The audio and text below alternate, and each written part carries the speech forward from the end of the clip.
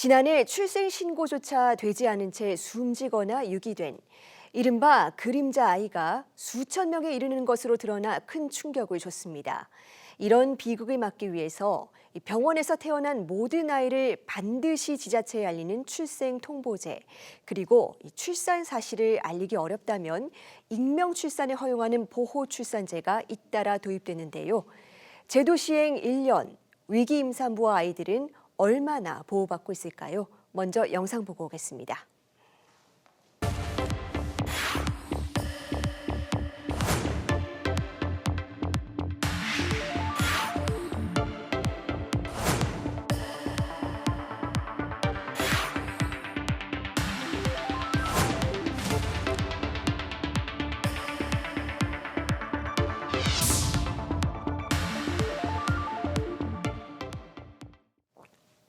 네, 위기 임산부를 지원하고 있는 에란원의 이수경 원장과 함께 보호출산제 도입의 성과와 과제까지 차근차근 짚어보겠습니다. 화상으로 연결돼 있습니다. 원장님 안녕하세요. 네, 안녕하십니까. 에란원의 원장 이수경입니다. 네, 먼저 이 에란원이 어떤 곳인지, 또 위기 임신 상황에 놓인 여성들과 아기들을 위해서 어떤 역할을 하고 있는지 소개해 주시겠습니까? 네, 에란원은 1960년 전쟁 이후에 가출 청소년과 그리고 여성들, 사회적 돌봄이 필요한 분들을 위해서 바네란 선교사님에 의해서 설립된 사회복지 시설입니다.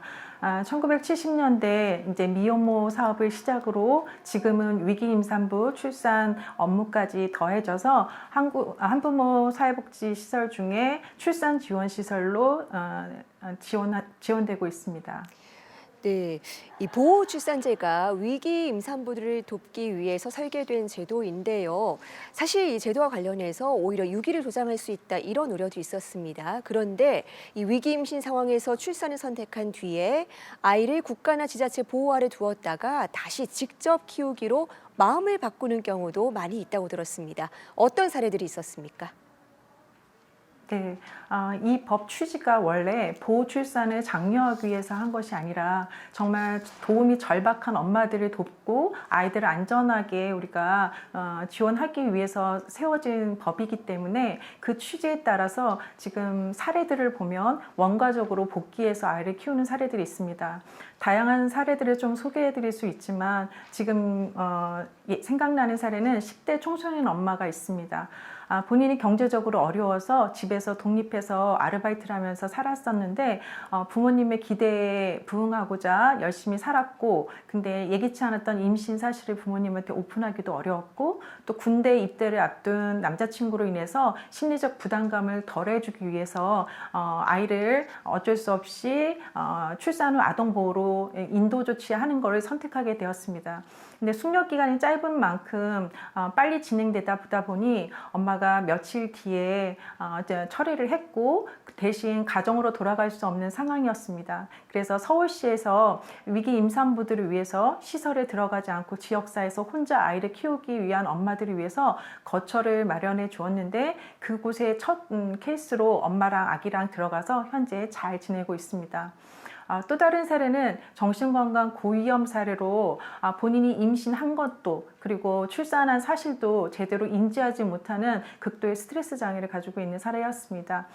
그 상황에 보호자인 부모님도 어쩔 수 없이 보호자 후견으로 인해서 그 아이를 인도 조치가 되었는데 정신과 치료도 받고 지역사회 자원들과 연결해서 엄마가 다시 건강하게 아이를 다시 키우고 싶어 했고 가족들도 다 적극적으로 지지해서 다시 철회하고 원가적으로 돌아간 사례들이 있습니다. 네. 이런 것들이 결국은 원가적 중심으로 돌아올 수 있는 계기가 되어서 의미가 있다고 생각합니다. 네, 아이들이 엄마와 살 수 있고 지원도 받을 수 있고 어느 정도 취지가 시현되고 있는 것으로 보이는데, 그렇다면 이 제도가 시행된 지 1년이 지난 시점에서 현장에서 체감하는 가장 큰 변화는 무엇인지도 궁금한데요. 무엇보다 이미 아나운서 분께서도 말씀해 주셨지만 수원 영아 사건 이후로 우리 아이들이 그림자처럼 이렇게 출생 등록이 되지 않은 사례들이 많았고 위기나 사망 사건으로 보여지는 사례들이 많았습니다. 그래서 실제 팩트 자체가 아기 유기 사망 사건이 많이 줄어들었고요. 그로 인해서 뭐 베이비박스라든지 그래서 그곳에 놓여있던 아이들이 이제 공적 제도권 안에 들어와서 아이들이 안전하게 보호 조치되고 엄마들도 어쩔 수 없는 상황에는 다른 선택을 할 수 있는 결정권이 조금 높아지고 그런 부분에서 위기 임산부가 다각적으로 도와줄 수 있다는 점에서 의미가 크다고 생각합니다. 네.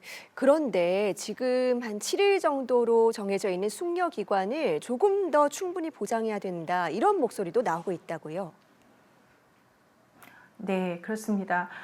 케이스 바이 케이스로 사례에 따라 좀 다르겠지만 지금 현재는 출산 후 7일의 숙려 기간을 갖고 아이를 인도할 수가 있는데 이 시간이 짧다면 짧고 길다면 길 수 있습니다. 그런데 한 아이의 인생과 엄마의 앞날을 생각했을 때 기간을 어떻게 한정할 수는 없지만 지금보다는 조금 더 늘어나야 되지 않을까 생각합니다. 그 이유는 저희가 평균적으로 지금 저희가 보호출산이나 출산 후 아동보호로 인도 조치할 때 12일이 좀 넘습니다. 그래서 7일이라고 얘기했는데 엄마한테 12일 이상 된다고 얘기를 하면 엄마들 자체가 너무 극심한 스트레스를 받아요. 그래서 적어도 2주 정도는 시간을 갖고 조금 앞당겨서 가면 엄마도 조금은 심리적으로 조금 안정이 될 수 있을 거라는 생각이 듭니다. 다만 단 하루라도 빨리 보호 조치돼야 되는 아동들이 있습니다. 그럴 경우는 위급 상황에 저희가 예외 상황으로 두고 빨리 진행되는 것이 좋지 않을까 생각이 됩니다. 네, 이 제도가 생기면서 도움을 받는 여성도 늘었지만 여전히 제도 밖에서 혼자 임신과 출산을 감당하는 경우가 적지 않다는 지적도 있습니다. 어떤 보완이 필요하다고 보십니까? 많은 보완이 필요하지만 우선 이게 공적 체계 안에 들어왔고 국가에서 지원하는 사업이 되었습니다. 그래서 도움이 절박한 위기 임산부가 혼자 고민하지 않고 24시간 365일 언제든 도움을 요청할 수 있는 길이 있다는 것, 제도가 있다는 것, 한부모나 입양이나 출산 후 아동보호, 그다음 보호출산 다양한 각도에 대해서 정보를 받을 수 있도록 홍보가 필요하다고 생각합니다. 그러기 위해서는 뭐 SNS도 부탁해서 포털 사이트도 그렇고 공공성 병원, 뭐 약국 여러 군데가 있겠죠. 경찰서, 청소년 쉼터, 뭐 위센터, 드림센터 모든 기관에 다각적으로 홍보를 해서 이게 국가 사업으로 정말 우리 아이들은 우리가 함께 이 문제를 해결해 나갈 수 있다는 것을 홍보하는 것이 중요하다고 생각합니다. 네, 마지막으로 이 위기 임신 보호 출산제가 안정적으로 자리 잡기 위해서 꼭 개선되었으면 하는 부분이 있다면 말씀 부탁드립니다.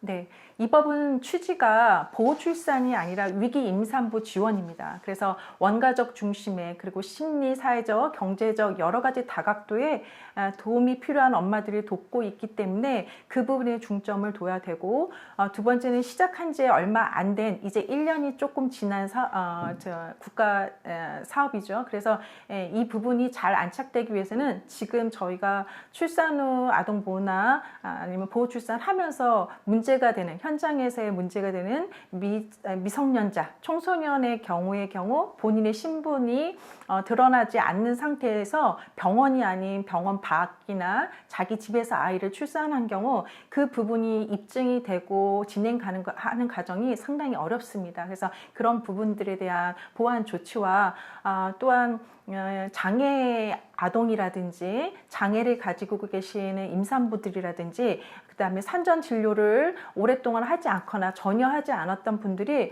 분만을 할 때 상당히 어렵습니다. 그래서 아이를 받아주지 않고 전국 지역 자체적으로 서울의 경우는 괜찮지만 전국의 이렇게 한 부분에서는 이렇게 돌아다니는 케이스들이 많습니다. 그래서 그런 부분이 응급 의료 체계가 잘 협업이 될 수 있도록 했으면 좋겠습니다.